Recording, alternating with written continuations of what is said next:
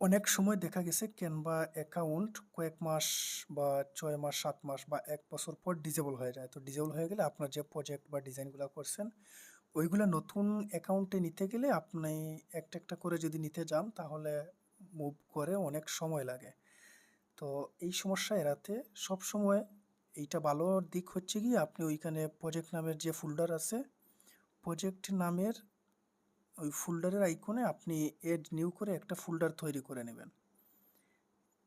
ওইখানে ফোল্ডার তৈরি করে নেবেন এবং ওই ফোল্ডারের আন্ডারে আপনি সবগুলা ডিজাইন করবেন। তাহলে কখনো যদি আপনার ক্যানভা অ্যাকাউন্ট ডিসেবল হয়ে যায়, আপনি এক ক্লিকেই আপনার ওই ফোল্ডারের আন্ডারে যত ডিজাইন আছে আপনার নতুন ক্যানভাতে নিয়ে যেতে পারবেন।